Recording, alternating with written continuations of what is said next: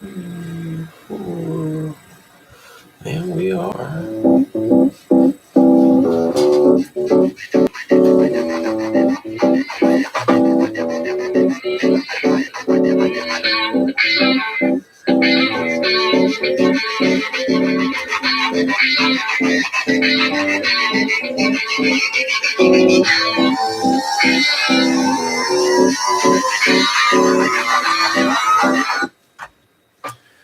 Welcome to the Disc Golf Collective.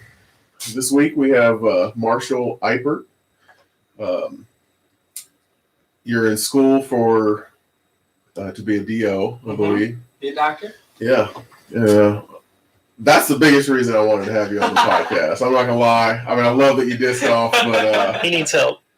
well, it's not that I need help. It's a lot about like I really want to spread, the news about how to be a little, more athletic without using all these random things that a lot of people use. I'm a naturalist completely. I don't take any medications or anything like that, and so that was the biggest reason I brought you on because Cool. I would love to hear some of your input on on all of that.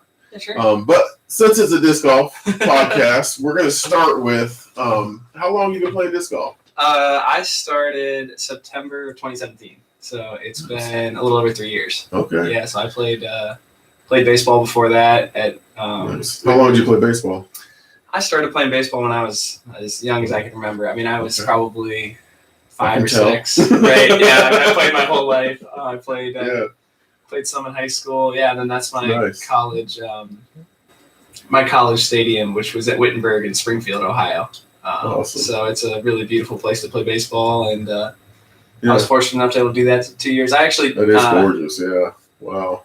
I didn't make my high school team. My high school team was Cincinnati Moeller, which is one of the best schools in the country for baseball. Gotcha. Ken Griffey Jr. went there. Barry Larkin yeah. went there. The current manager of the Reds went there. Wow. So yeah, my high school team had 13 guys go D1 or D2. And then I was one of 2 guys that went D3 and didn't even make the team. Oh my goodness. So we had that, and I was fortunate enough to that team was actually voted by Cincinnati Enquirer the number 1 team in Ohio history for baseball. Awesome. Like this recently. And so then going from there, playing with top level guys kind of taught me to train and get into college. I played and I was fortunate enough to do well my freshman year and played 2 years. Yeah. Well, I can tell you've carried that training over to disc golf. Yeah, right. I've seen your putt, and I'm like, okay, you've only been playing for 3 years, and you putt like Paul Beth. You really do. Your form is almost identical. And that was the first thing I saw when I saw you putting at the putting league. Was just like, oh my goodness, like, how in the world? That was why the first time I asked you, like, how long have you been playing? Yeah, right. Because I was like, man, I don't know how that putt. I mean, it looks great. I'm not, like, I wouldn't change a thing if I were you. So. Yeah, it's been a lot.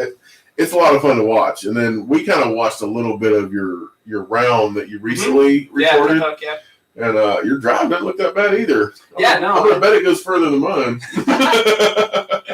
I like to think of disc golf driving as basically baseball swinging in reverse. If you think about it, it's the same motions. A lot of people explain it that way, actually. Right. Yeah, I mean, it's essentially this. Shot is basically a left-handed baseball swing. This is out at Lobdale.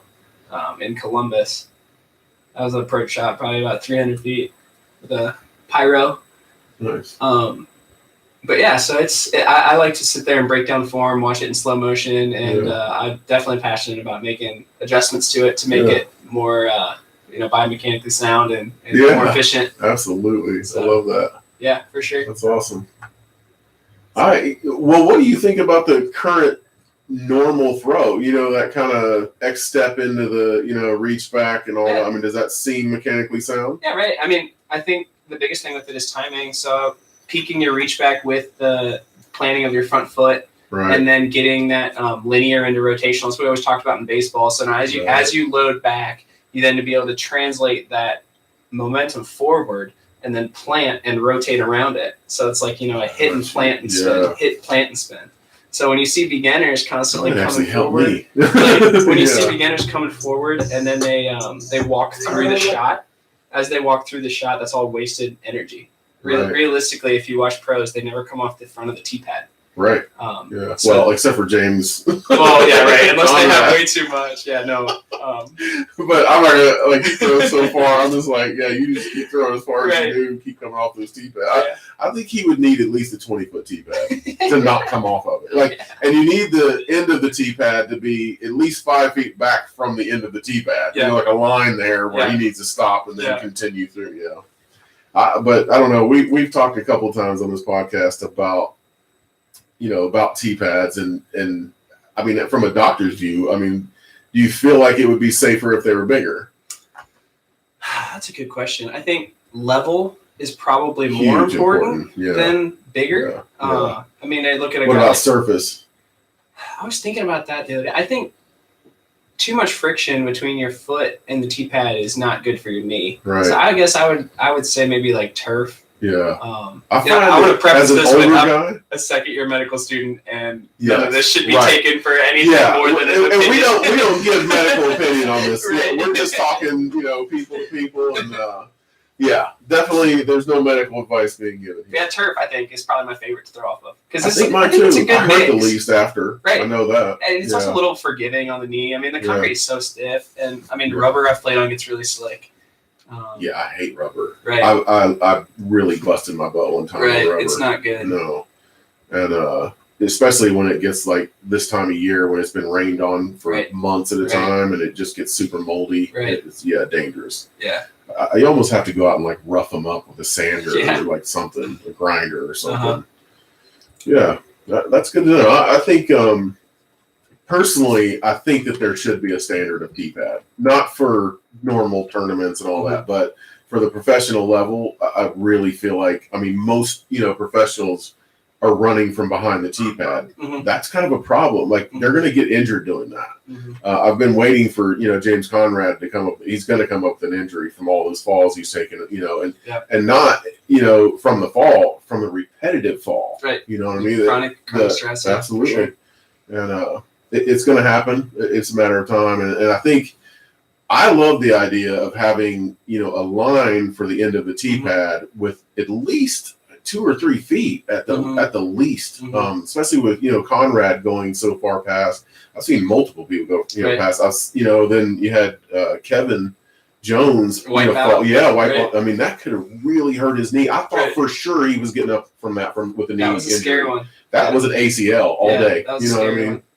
And so, like, definitely no wood on the. You can't go from brick to wood at the end of the tee pad because people think that's the end of the tee pad. If they step on that slick wood, I think there's a lot of change. When you think about any elevation on the tee pad too, where there's like a significant drop off, and you keep people falling, it would be nice to have maybe like a foul area. I've seen some tee pads where they'll have concrete and then they'll have like a gravel pit. Where it's obviously like you're not throwing in the gravel. Right. It's just there for safety. And to smooth out the transition. Yeah, but then my favorite thing to do is then to watch all the people throw and then step into it over and over and over again. Because I'm just like, use that energy, man. Like, you're wasting it. Right. That's funny. So that's very curious. So, like, you think that like James Conrad's basically wasting energy by? I think so. Yeah. Okay. I mean, but the thing with him, throw like 600 some feet. The thing with him though is that he is building up more than the average person. If you watch Paul McBeth throw a drive, it's like 5 steps. Yeah. Right. He's only coming into the tee pad, a very small mile an hour, just getting a motion forward. Whereas like James is crushing it, or like Dan Jones, when we watch him play locally, like he's crushing it, and you don't. You can't really stop it as easily as you could when you're more controlled. Right. But I think there's a reason that like Ricky and Garrett Gerthy and Paul can generate so much power and not step forward. And that is that they're just more efficient with their transition. I've been trying to watch Garrett Gerthy like crazy because I'm like, crazy. How is that little short guy creating Check that out much his energy? left arm next time you watch him. He really, really loads with it. He like gets it up here and then he snaps it down.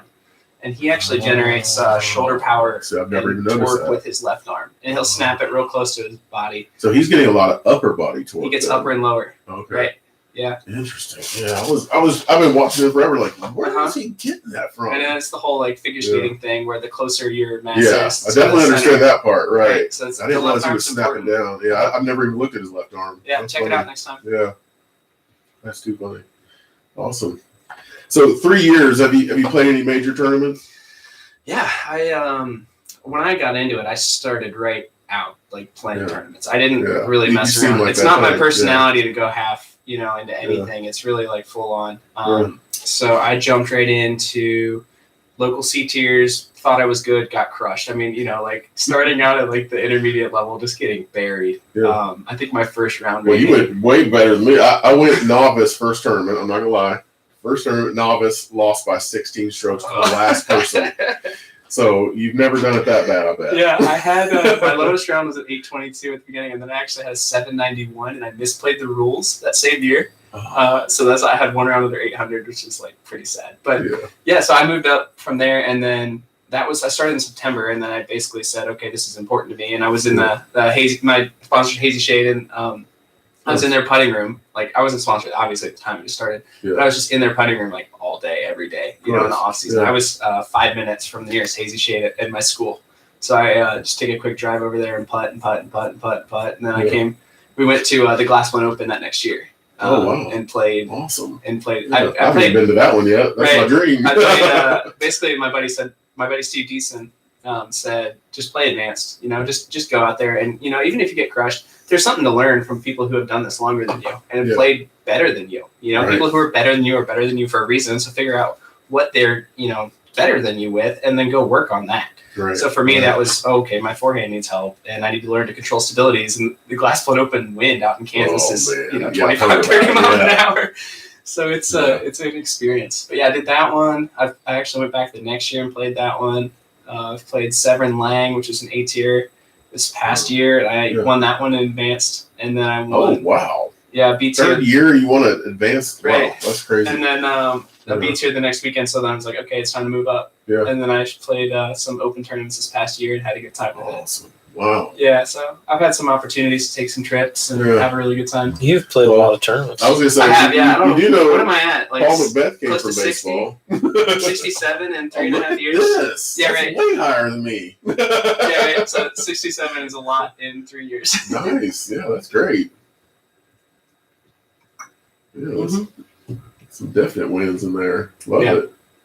Good times. Barbersville was the highest round I ever shot. It was like a 13 or 14 under that was like 1030 rated. Nice. Yeah, that was like a really good tournament. Yeah, that's a great round. 41. Yeah, it was really sweet. You should hit the show round ratings. I don't know what I can't remember what it came back at. It Way was 1027. Oh yeah. It was hot. Very nice. So that's just about every one of those are higher than most of mine. That's my disc golf thing, man. I've just been going, really hard and practicing as much as I could for the last 3 years. Amidst school, obviously. Can I ask you how old you are? Yeah, I'm 24. Okay. Yeah. Well, that's part of why you're kicking my butt. My old butt. Yeah, that's awesome. So, like, because you came from baseball and obviously a high level of baseball, learned a lot of training. Like, what would you say is do you have a training routine now? Yeah. Okay. Yeah, I put a net up this off season in my house. Which is really nice. He's got one in his office. Yeah, they're awesome. Yeah. So when I train, I try to do stretching beforehand. We were taught pretty early on in med school with our manipulation that range of motion is more important than strength. Yeah. And I always like to share the story of love you right now. my freshman year of baseball in high school. We had a guy who was a tight end. He was like 6'3". Yeah. And he came in throwing probably 83, 84 as a freshman, which was really fast. Yeah. But then he started lifting for tight end, and he lost 7 or 8 mile an hour on his fastball. And he was fine. He went on to play tight end at UC. Oh, wow. So he was, he obviously didn't need to worry about that. Right, yeah. But I do think that the range of motion, and especially with my external rotation and throwing forehands, trying to get a little more snap with it, I really try to stretch out before I throw it all.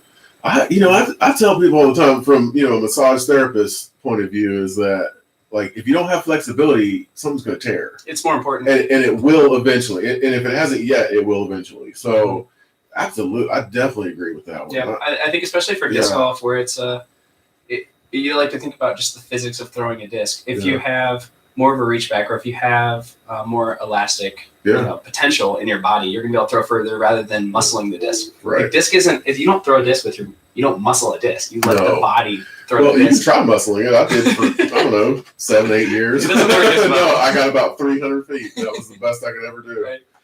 And never that accurate. Yep. It kind of does whatever it wants at that point. Correct. Yeah. Something that I've seen a lot of I've been working as a PT and a massage therapist for I'm getting on like 25 years. And, the injuries I see are never in, flexible people. Mm-hmm. Hardly ever, and if they are flexible people, the injury ends up in an area where they're not flexible. Right. I blew a knee out in college and playing basketball. It wasn't because I was flexible. You know what I mean? I was kind of forced to work out. I did not want to work out. I was like, I'm as big as I need to be. Mm-hmm. You know what I mean? And I would much rather be doing yoga and that type of thing. Right. And really in my, adult life, since basketball, that's really about all I do is stretching. I don't do a lot of strengthening. Mm-hmm. I tend to strengthen when I feel something weak that feels like maybe it's not really handling the load that I'm giving it. I'm the same way. I think that's important. I think core strength is important for disc golf, and as your lower body needs to be pretty strong too. Absolutely. But especially stretching of the upper body to let that upper body just be very elastic when you're throwing. I mean, it really helps you to generate more power and to do it in a way that. Well, and you're creating a slingshot out of your arm. Right. You want that thing like as flexible as it can be. Really. Right. Yeah, I agree. I think that as an adult, I've had way less injuries because I don't really work out. I don't build up a bunch of muscles. Now, when I work out, what I try to explain to people is that as a massage therapist, I push down and in on people all the time. Right. You need to go up and out. Right. I need to do the opposite of that when I strengthen. And that's almost everybody. Every single person I know is on their phone. Right. They're driving. Every single thing's in front of them. Mm-hmm. I know of a specific disc golfer now. I'm not going to call him out right now, but his posture's awful. I've actually told him a few times, like you really got to stretch your chest. He's like, well, I'm having elbow problems. That doesn't have anything to do with my shoulders. Oh, yes, it does. Yes, it does. Like, where do you think the supply to your shoulder comes from, or to your arm comes from? So, yeah, I've tried to give a lot of advice around here, but as a massage therapist, not many people listen, honestly. But yeah, I think as a DO, that's going to give you a lot more power to really help people. I think, and I think it's with power comes responsibility. Absolutely. And making sure that you are scientifically saying things that make sense and research proven as much as possible. Right. Unfortunately, with manipulation and some of the stuff that DOs do, it's really hard to study. It's really hard to prove. Well, here's I went to a massage convention 2 years ago and found out that they just started doing research on massage. Yeah, it's really just hard. 2 years really ago. Mm-hmm. I'm like, what? Right. That's crazy. Right. That is absolutely insane that it's taken this long to even research what we do. You know, I know it helps. I've been doing it for this long. I know it helps. Right. I've seen people heal. I can only imagine, as a DO and all the things that you can, benefit people with. I think that I don't really feel like going back to school, or that's what I would have probably become. It's when I went back to school from after being a PT, I was like, I want to try to get through this as quick as possible. Massage therapy, here we go. This is the hardest semester for me right now. We take our big board exams at the end of the second year. Right now is kind of like just grind time for that, just study and how long after that? I'll have 2 years at Dayton in rotations, and then I'll do 3 to 4 years of residency somewhere else. I'm hoping to go to Charlotte. Or North Carolina. I'd actually see you there someday. But I mean, the family's still in Cincinnati, so I don't know when that'll happen. Yeah.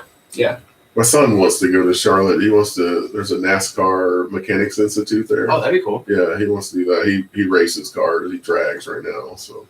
That'd be very cool. Yeah. My uncle had the land speed record at one point, back in the 50s. Oh, it's like a fun fact I tell people. Yeah.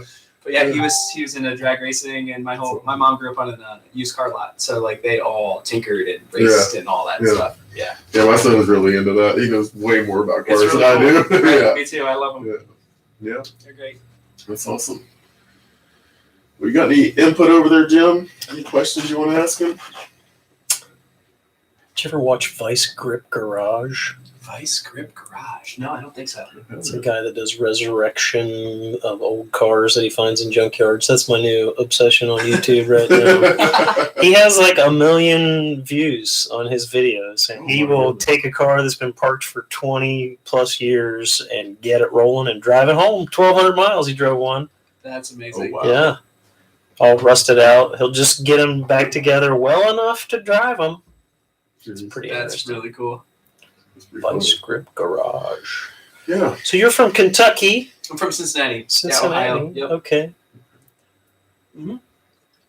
Have you lived there pretty much your whole life? You? Yep, pretty much. I spent a good part of my life on the eastern side of Cincinnati, and then headed up to school. It's just northeast of Dayton. That's where I went to school, Springfield, and then down here. So I've seen pretty much all South Ohio.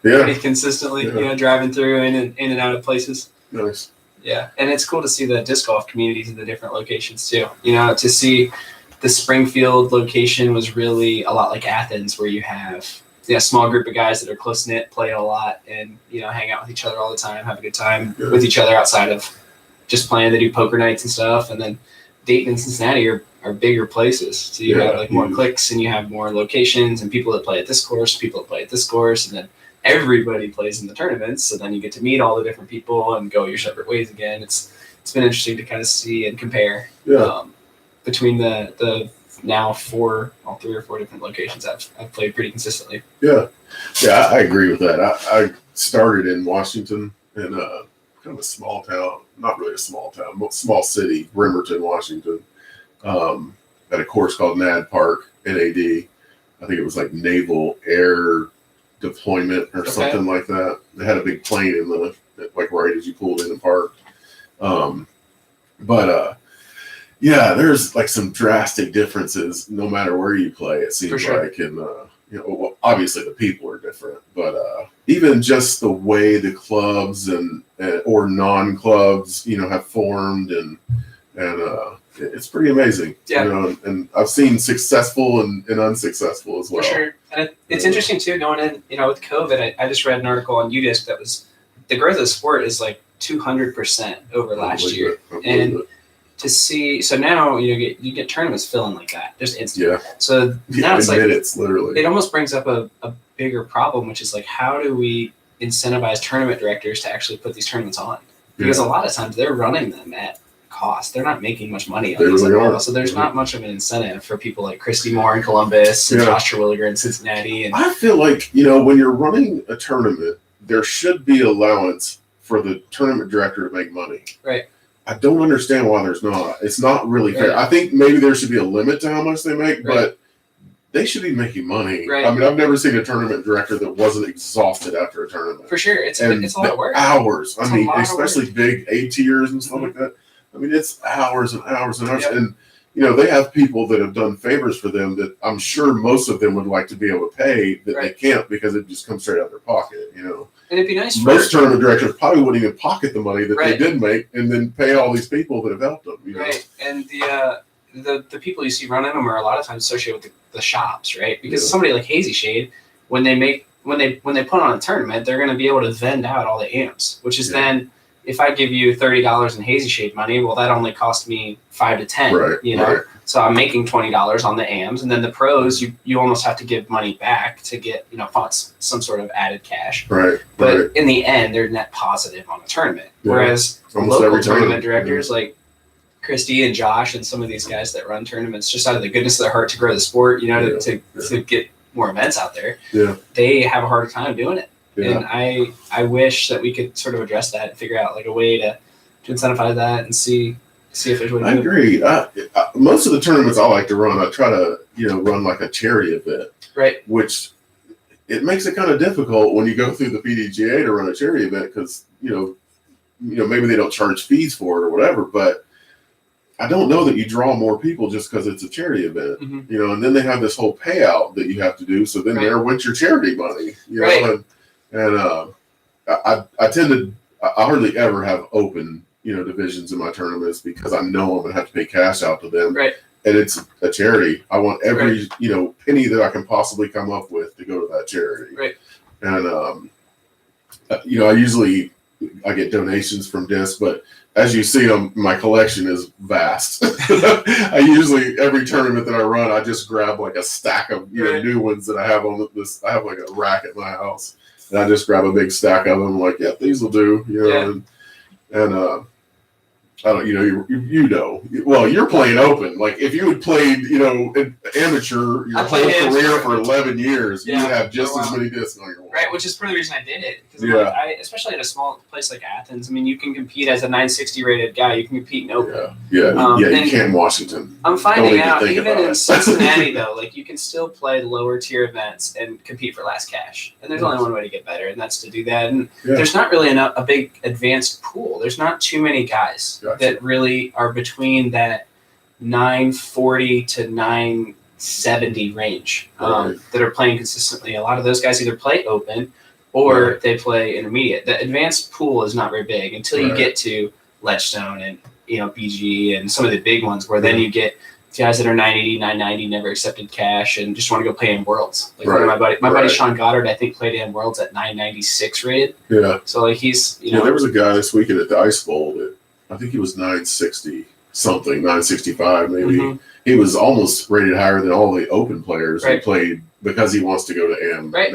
And then they get almost made fun of for that. Like Sean got I understood when he said that was his reason. I was like, oh, that makes total sense. Right. And Sean got a lot of grief from it because he was 990 something, beating the open guys and then playing advanced or playing for open, but then not accepting cash. Right. And then it's like, well, he doesn't get anything. That doesn't make sense. So it's a little bit of a system, which is part of the reason I basically forfeited. I was wondering about that. So if you don't take cash, you go home with no plastic or anything? Right. So I think the rule is, to my understanding, because I had to look it up before I declared it, obviously, and it is that you can take cash, and as soon as you take cash, you forfeit your right to AM Worlds and amateur majors. Right. So you can't go play NADGC, like the Milford, Michigan Tournament, National Amateur Disc Golf Championship, and you can't play AM Worlds, and I think there's maybe one more.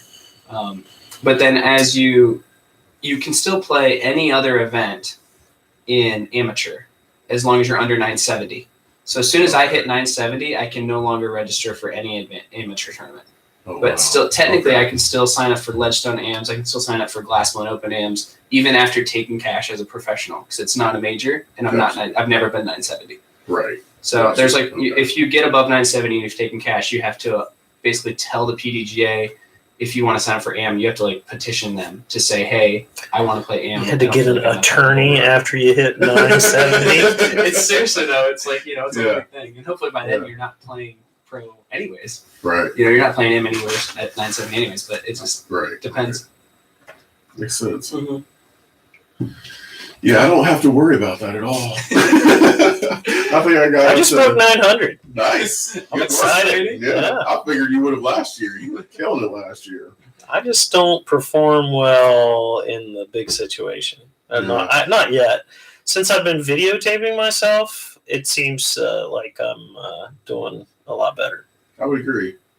It takes probably 30 to 40 events. Like I said, I played 67. So there's probably been 25 that I felt, you go in with less nerves and you go in with more comfort. Yeah. And that I think is a pretty good indicator, is just playing a lot of tournaments, because tournament rounds are way different than casual rounds. Oh, yeah. They're so much different. Even when there's money on the line. Right, even when there's money on the line. Yeah. Yeah, dramatic. When I'm playing with my buddies, even if it's for money, I just want to beat my buddy. Exactly. And it's fun to beat my buddy. When you're in a tournament, you don't even know most of those people, and half of them aren't even on your card, or more than half. So you're just like, anything can happen here. Right. Yeah. I've let a lot of stuff come in my head, and I really try to help. I feel like I've gotten better over the last few years, rating wise, just because I stopped being in my head. The easiest thing for me, easiest thing, stop trying to win. Go to have fun. Mm-hmm. Fun's the most important thing. Mm-hmm. And if you go to have fun, you're not focused on this throw is so important to the end of this round or whatever. I just go to have fun, and every time I realize I'm focusing way too much on these throws, I go back to stop it, have fun, and I do way better these days. I mean, my rating went from a 8 I don't even know, like 45 or something like that, up over 900. I went back below 900 at this point. I had like one bad round last year, and they held it. Held me accounted for a 700 and something round. Counted double. Yeah, and I was just like, I've never shot a 700 round. How are you going to put that on my rating? It was like the worst. It was the hottest weather in the world. It was a second round. Right. I was like, whatever. But yeah, I've kind of personally, I've given up on my rating a little bit. I feel like that was also, I started to focus on the rating, and then that started pushing me way harder than winning a tournament. Which I've definitely seen in pro, especially. Nobody cares about rating. Right. Nobody. I mean, you're playing against other people for cash. Yeah. At that point, it's just yeah. So it's definitely a different mindset. I've gone even in my limited 7 or 8 tournaments I've played. It's a big difference. Yeah. But I will say, I think one of the things that helped me last year towards the end of the year is, like you said, having fun. I answer that with lowering expectations. Yeah. So I mean, yes, I want to go out to have fun, but I also want to compete against myself. Right. And one of the ways to do that is to shoot over rating. Like, okay, I shoot anything over 960, I should be relatively happy. Yeah. But my buddy Steve and I talk about it a lot. If you're playing a lot of tournaments, you're going to have a portion of your ratings that maybe are from like 9 months ago that don't really reflect where you're at now. Right. I mean, who I am at the beginning of the summer is not who I am at the end of the summer when I'm playing every day, all day for 3 months. Yeah. So the rating sometimes is a little bit lower to some extent from where it could be. Yeah. But the reality is, if you beat it, like, you're playing against yourself. And lower your expectations. I know that I'm not going to go out there and beat these guys that have been playing for 30 years at the pro level and that are 1,000 rated or 990, 980. Like, some of these guys are just really, really good. Yeah. And I want to enjoy the time to play with them. I got the chance to play with Brad Schick and Tyler Horn. Mm-hmm. This previous, my girlfriend Maddie actually caddied for me, and that was her first ever tournament. And I was like, all right, listen, I got a disclaimer here. Yeah. This is your first ever tournament, and you're playing with the best player in Ohio. Right. And obviously Brad Schick's just a great guy. He's a very first-class individual, and Tyler was really fun to play with too. I can't remember who else was on that card. But it was a good time. It's fun to see these guys that have been doing it a long time up close and personal, and say, like, where are they getting these 7 or 8 strokes? Yeah. Now in amateurs, you finish a round and you right shoot. Here. I did pretty good. Like, okay, I did fine. And then you come back and your round's like 960, and then you see like Brad beat you by like 8 strokes. It's like, how did he do that? And then you start thinking back, and you're like, oh well, I missed a forehand approach here, and then I had a putt chain out on me here, and I hit first tree available here. It's like Brad doesn't do that. It's down the middle, and then it's to the base of the basket. It's in. He doesn't miss putts. He doesn't miss lines. It's very simple. Yeah, he does it with his head, is how I'd say. Yeah, right. He plays extremely smart. I watched him play around one time, and he plays extremely smart, and he's really good. He throws extremely straight. He really does. And that's that old school in him. You know what I mean? One of the reasons I watched him because I was like, man, he's almost my age. I gotta go see what he does. Mm-hmm. You know what I mean? Yeah, he throws way further than me, and like with very little effort. Yep. And very clean. Yeah. Yeah. It's fun to watch him play. It is. Yeah, he's fun to watch. I went to a tournament he ran about 2 or 3 years ago. It was a disc golf round in the first round. And I don't remember what course we played. I don't remember what either course was, but then we played a golf round the second round. I did not do well at all in the golf round. I took Jim, and I don't remember his last name. I always forget it. We call him Jungle. Jim Reed, that's it. And I took him with me as my partner, and I kind of carried us a little bit for the disc golf round, but he completely carried us for the golf round. And I think we literally took 2 of my shots, and one of them was because like mine was like a tiny bit better than his. And the other one we took was he hit down. It was a dog leg right on a par 4. He hit dead center of the fairway at the dog leg, so it was an easy upshot from there. And he was like, "You ought to try to go over the trees." I'm like, "All right," I somehow got it all the way over the trees and like close to the fairway. Then so we took my shot on that one. That's awesome. But, it was a rough golf round. The disc golf round was great. I know that course, something Creek in Columbus. Allen Creek. Yeah, that's a good one. Yeah, it was kind of wet that day, so it was. Yeah. It's a little muddy. But yeah, it was fun. Tough course. Yeah. I played a round with Dennis Janney up there, and he's really he was showing me the lines, man. I mean, like, those lines are tricky, and the water's right behind there. Yeah, a lot of water. And he was like walking me through it really careful. I'll never forget Dennis. He was like, "Yeah, the basket's right next to the water. If you throw into that, you're never seeing your disc again. You know, like you can kiss that one goodbye. For sure. It's a tough course. You always like that. Yep. Yeah, I don't know. I think that's the only course I've played in Columbus so far. You didn't play Hoover? Brett Hamburg? I did play Hoover once. That's such a good course. Well, I played the Brent Hamburg. Right. Yeah.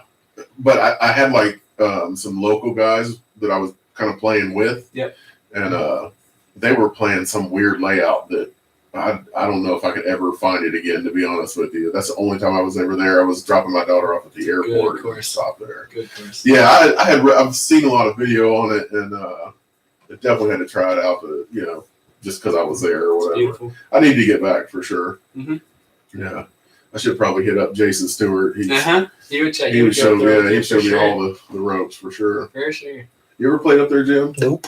Blendon Woods. That's the only one I've ever played in Columbus. That's a good one too. Yeah. I was skipping out on a seminar. I went out to lunch and never came back and went and played Blendon Woods for like 2 hours. Yeah. It's pretty short. I see on the Central Disc Golf thing, people ace there constantly. Mm-hmm. Yeah. So what do you throw? What do I throw? I mixed bag or? Yeah, mixed bag. When I first started, I threw mostly Innova. And then when we went out to GBO the first time, I switched to a lot of Trilogy.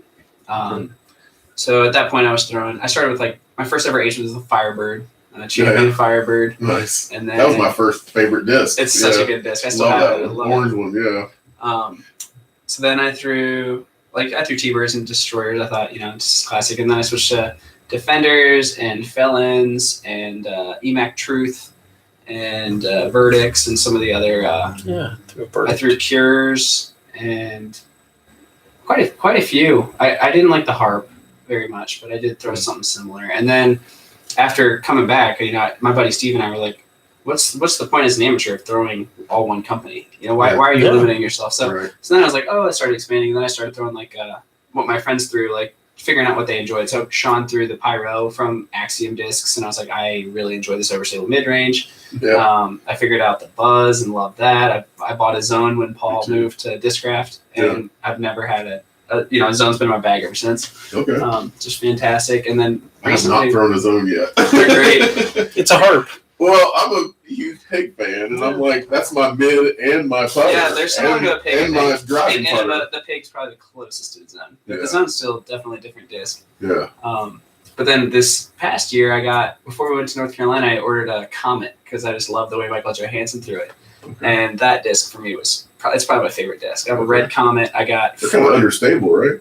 When you first buy them, they're pretty straight. Oh, and then they get understable. Kind of like a Buzz and then understable. Yeah, I like it in Z plastic, which was a little more stable. But I had 4 aces with that one Buzz SS? last year. Oh, just last year. Wow. So the one was actually against Jared. One of my highlights ever. He, I'm sure he may have said this story or not, but he came down to the last 2 holes at Hocking in a tag round, and he was up by 3 strokes on me, and I had the higher tag, so I had to tie him or beat him. Yeah. And he. 17 at Hocking is a 200 and something foot tunnel shot through all the trees. And I told him, I was like, I need to ace this. So I threw the Comet on just a flat release, and it hyzered right into the basket. Oh, wow. Dan just pulled up, and he saw it and was going crazy. Yeah. That's right before the railroad tracks. Right, right down the walkway. It's just a row of trees. So Jared parred that hole. So, man, so you got 2 strokes there. I got 2 strokes on him there, and then I put my Raptor to about 15 or 20 feet on the next hole. Yeah. And he had about a 30-footer that he missed. So I came back. I came back with an ace and a birdie to tie him, and he was so upset. But he was also like, I mean, what do you do at that point? So the Comet has been one of my favorites. I use it actually as a jump putt disc too. So I'll straddle jump putt with it out to about 150 feet. Yeah. Because it's so floaty. You can just get it to go really, really straight. So that's awesome. One of my favorites. I might need to get one of those because I'm looking for something a little more understable. I got one for you. I'll trade a Comet for a Pig. All right, I've got about 100 pigs. I was going to say, I think we can make a trade out for one of those. I can probably give you a brand new pig. I think I got a Ricky brand new one. Might have had like 2 throws on it. We'll figure that out. Yeah, for sure. But yeah, that's probably my favorites. Out there, Sexton Firebirds. I still throw Defenders. And then this year, I think I'm going to do Race. Is going to be the big one for my bag. I think I'm gonna do the 1-speed. I have a champion polecat, which is hilarious. I saw the video. Yeah, we saw the video. I got an ace of the champion polecat, which was one of the highlights of my life. Because is that a putter? It's a 1-speed putter. It's like a can you pull up a paint can. picture? It's a paint can lid. Yeah, Can you pull that picture Can you up. pull a picture up of A 1-speed? It's a 1-speed, yeah. I It didn't know there was looks such like a thing. trash can lid. Oh, wow. And my Funny, buddy Sean showed it. lid. Sean and Kyle Taylor. Kind of like a birdie? Have you ever seen a birdie? It's a birdie with no thumb track. Yeah, it's actually just straight. That's hilarious. So it's really straight, and I got an ace on it at I think it's the downhill hole at Mount Airy, like 13. No, I've seen a dip. I think Castoplast makes some weird. You probably won't find many in Champion. I would search them in DX. Champion they stopped making it about 7 or 8 years ago, so these are actually really valuable now, which is part of the reason I love throwing it. Yeah, there you go. I don't know if you can see like the profile of it. It's really, really deep and skinny. very deep and skinny. Yeah, like the whole. Wow, 1300. It's a paint can lid. 1300. Yeah, it's almost like a Zephyr. I can't see your hand. I'm sorry. Pointing in. Three over to the right. Blue one. Orange one, like 3 or 4 over to the right. Right there, one of those two. Oh, that one. Yeah, or the side. You can really see the side on that red one all the way on the right. Keeps over 2 more. There you go. Look at that. That's the polecat. It's crazy. Yeah, so like that's probably like the craziest disc I throw is the champion polecat, which is like straight and you can get it. It's really good for patent pending. So back to the basket high anhysers because you can get it to just hold. I mean, you throw it with just a flick of the wrist and you can get it 150 feet. You ever try the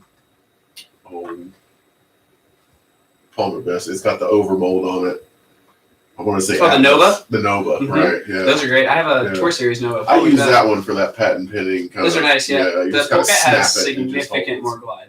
Okay. Like way more because it's a little wider rim. Champion too. Right. So the Champion they stopped making, and my friend Michael Porton down in Savannah, Georgia, has a collection of them. He's probably got like 10 to 15 of them. They're impossible to find. So we always joke that if Kyle or Sean and I, most likely Sean because he's the best, but if we ever either get a run of discs or get a Tour Series disc, it's going to be a polecat. We want to get like Metal Flake Champion polecats because I just think that would be hilarious. Because you can sell them. I mean, if you Absolutely. Get them, people would buy them just because it's really funny. Yeah. But they are functional. They have a use. They're great. Yeah, there's space in the bag. I enjoy throwing them because you can also just run at baskets you have no business running at because it's a 1-speed. It doesn't go that far past. Right. So you're throwing it. What about rolling? Like, it'll roll. Big roller? Okay. I mean, like, not like this. It'll take off on you. Is it constant on the like roll? Tire. Okay. I was wondering because that fat rim, like, I know what my pigs. Yeah.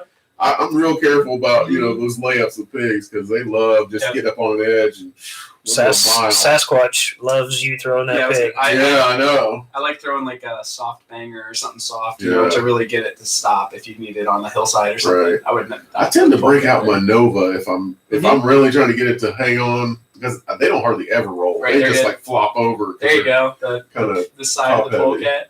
Oh wow! It's hilarious. I wish I had it with me. But yeah, so it does look a lot like a beadless. A beadless birdie. Birdie, Pretty much what it is, Yeah, it's a good. That was the first putter I had. Was a birdie. There you go. I was like, I've thrown frisbees. This looks like my stuff right here. Yeah. So this year, I think I'm going in. I'm throwing the Wraith I'm throwing the Defender as a 13, and then the Wraiths as 11. I throw Sexton Firebirds and a really really beat in felon I got from Logan Mitchell, who got it from Eric Oakley. Oh, so I was like 4 or 5 years old. Yeah. And then I'm doing T-Birds, and I got a really cool new T-Bird. And then I tried the Reactor this year from MVP. So I think you're going to see James Conrad throw that a lot this year. Nice. I think that's going to be one of his go-to discs. Is the Reactor. It flies a lot like a Buzz. It's almost exactly like a Buzz, yeah. But I like the way it feels. It's that overmold, and it feels good. Yeah. And I have a Buzz, my Comets, Zones, and then approach discs. Polecats. I throw a Berg from Castoplast, which has like no glide at all. I threw that at Jared's yesterday. I liked it a lot. Nice. I think they'll. Randy Cooper loves the Castoplast. Oh, he's obsessed. Yeah. He's obsessed with them. I think the only MVP I've thrown was a Matrix, and it's still in my bag. Well, one of my bags anyway, but more my tournament bag where it has all the different shots in it. But I really like that one. It's kind of a flip up to right, a slow right turn. That's a mid range. Okay. Yeah. It's pretty sweet. Yeah, they make a good product. They MVP do. and Axiom. I would recommend the Pyro too. I struggled when I was new in disc golf because I was all muscle. Right. If you're don't go MVP if you're all muscle because they're all about the spin. You know what I mean? You need to spin. Yeah. And sure. if you're muscle and everything, there's hardly any spin on your disc. So don't go MVP because like what would happen is like I'd get a disc that was supposed to go straight. I would muscle one time and then accidentally, smooth the next one, and one would go horribly right, the next one would go horribly left. Right. Yeah, it was. You have to have a pretty smooth throw for MVP. I think James is going to do just fine. Yeah, I think James kind of picked. He's going to be seems just like fine. almost the perfect. I agree. It's going to be a good fit. I'm excited. Absolutely. He puts so much spin. It sounds like a helicopter when he throws. Yeah, him and Corey crazy. Ellis. Yeah. If you really want to experience something, next time Corey's in town, just I watch him every time. I filmed him recently. No. So here, Matt. What was his name? Matt. He's like YouTube Matt for disc golf, but he got a video of Corey and he laid down in front of Corey while he was throwing. So Corey threw over his head. Yeah. He said it sounded like a sonic boom went off. I bet. I mean, how much spin he gets on the disc. And I watched him throwing like 650 at 7 length. I saw him and Travis. They birdied at Forked Run.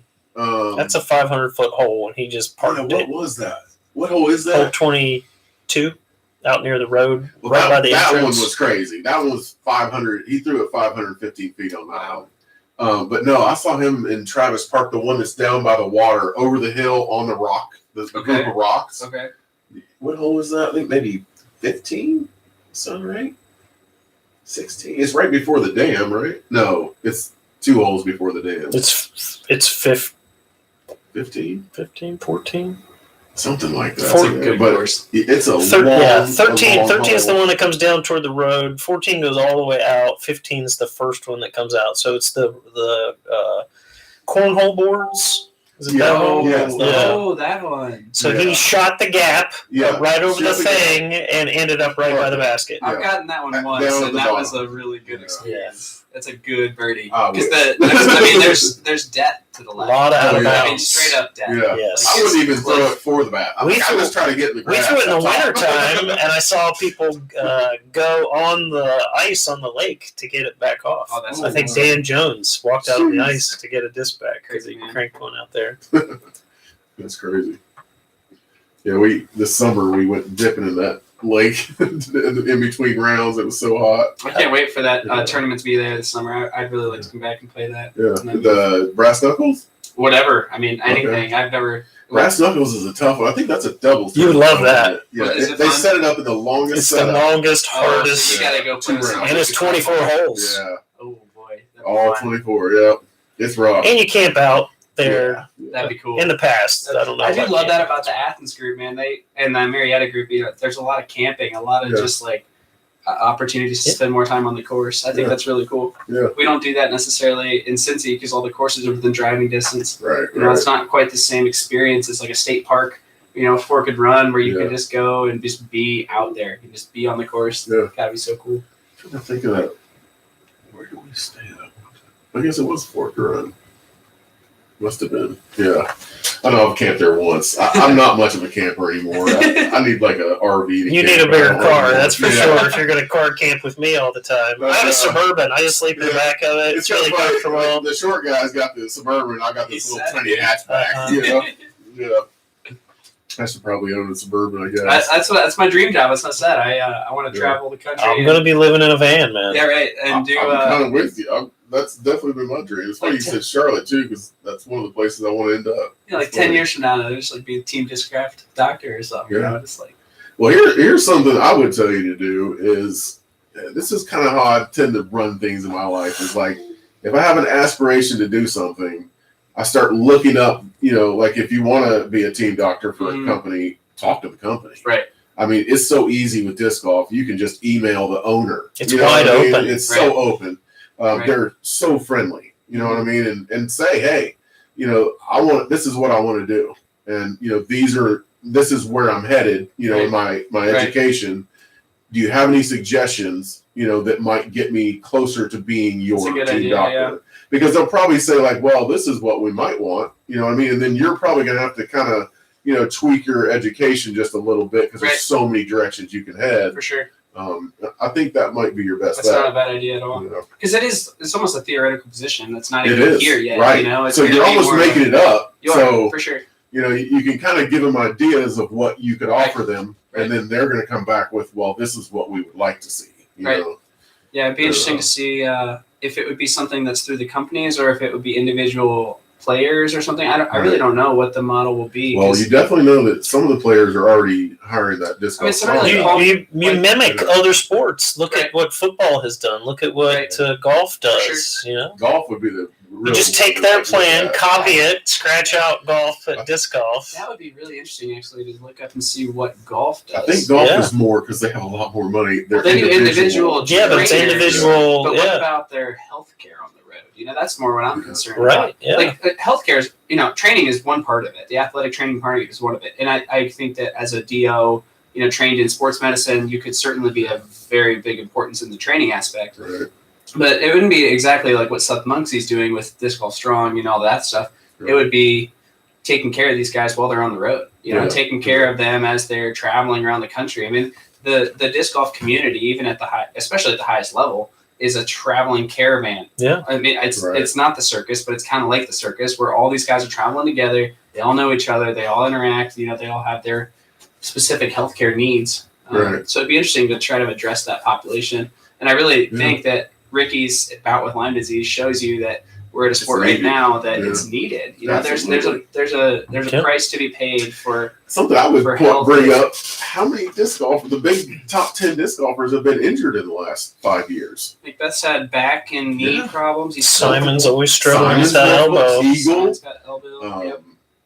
I mean, the list goes on. Right. Yeah, for sure. There's a lot of tendonitis associated stuff. There's a lot of torque on that knee and back, and I've felt strains in my neck recently with the whipping cross, with the amount of force that these guys are generating in their bodies. Right. And the thing about disc golf too is it's the same direction every time. So cross training becomes even more important. I've told so many people that it doesn't matter how bad at golf you are, but golf is great for disc golf. It's the opposite swing. Exactly. And I play baseball still in part because I need to rotate my spine the other way, and start building those muscles up because you can't just go in one direction the whole time. You got to have a little cross training, a little balance, a little cardio, a little bit of muscles in the other direction. That's why you pick up that pickaxe and shovel and get out there and clean up your local course. Disc Golf Collective. I'm sure that my dad would love him to have me help him around the house a little bit more. You could just call it cross training. Right. Well, before I forget, I really need to show these discs that we're giving away. I keep spinning this one around. Yeah. It's really pretty. We have that one. See it. That's a PA2-3? That's a PA3, right? PA3, yeah. All right. We got a M model. I have no idea what these are because I don't throw them. This is a Appalachian Disc Golf. Okay. That's their mid-range, right? That's the mid-range. Yeah, the model. The understable mid-range. Yeah. That's a pretty... It's a very interesting. Do you know Julian? From Appalachian Disc Golf? I've met him a couple times, yeah. Okay. This is gorgeous. I think. This is a putter. Where's I believe that's a PA1 putter. Oh, that's pretty. It's got a real pretty stamp on the back. Oh, Spectrum line. Yeah. That's cool. And then we got this M3. That one's easy because it said it right on the front. That's pretty. I believe Julian dyed this himself. Wrong way with the camera there. Yeah. So we got 4 discs here for giveaway to 4 different people. You have to make a comment. We're going to number the comments on our. I've only gotten 3 comments. So basically, if you write a comment, I'm going right on there right now. I'm winning. You're immediately gonna win something because I plan on in about the next 2 months giving it away. If we only get 5 comments, we get 5 comments. I'm hoping we. Where do they have to comment? On our YouTube channel. Just any video? Any video. Okay. Any video. I've literally had 3 since we announced I'll tell my this. buddies. They'll right. come out. There's a lot of good videos. I think we're up to like 10 or 12 videos. Okay.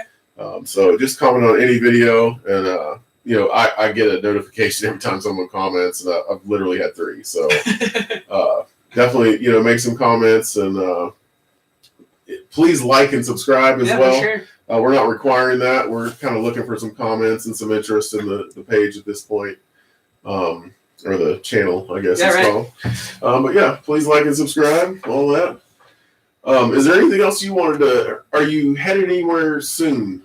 Yeah, I'm playing one in Cincinnati this Sunday or Saturday. It's the Osage Grove Winter Series run by Josh Terwilliger playing Heritage Park, and then I've got one at my home course of Osage Grove, and that's in Goshen, east side of Cincinnati. Nice. And that's the following week, and then we're leaving for North Carolina, playing a B tier down there. Wow. Me and my girlfriend are heading down there to hang out. It is in Wilkesboro, North Carolina. Nice.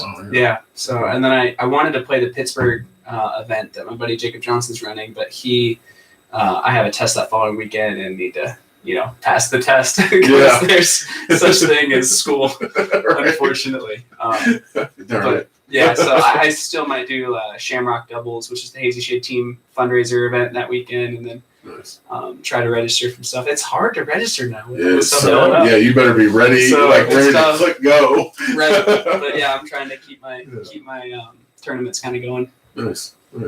Yeah. One of the things that I would tell you that I've seen work often is get real close with all the tournament directors. Mm-hmm. When you're there and at a tournament, offer a little bit of help. Something. Make sure you talk to them. For sure. You'll be amazed at when they shoot you a little message. Hey, are you trying to sign up for this? And they sign you up before it even goes live. For sure. I've seen that a lot around here. It's useful. Just a little bit of help to a tournament director will get you that. Yeah. You know what I mean? So, well, I think we're all done here. You got anything else, Jen? We all done? Thanks for having me. Yeah. Thank you to Hazy Shade for continuing to support me and all my friends at Crossover Disc Golf and all the guys back in Cincinnati and Dayton, and just looking forward to another good summer of playing. Yeah, me too, for sure. I really appreciate you coming. We both appreciate you coming. Hope to have you back soon. For sure. We'll see where you've gone in maybe next year. We'll see. Yeah. All right. Hopefully and definitely, once you get licensed, we want to have you on about 100 more times. Because we definitely need to talk about, a little bit more about training and some of the right things to do to keep going. For sure. All right. Well, thank you, sir. Yeah, appreciate it. Absolutely. Sorry I didn't talk more. I've been busy doing a lot of things that I'm not used to doing, but we gave him a big job. That's fun. That is fun. Sit around talking about this. I love it.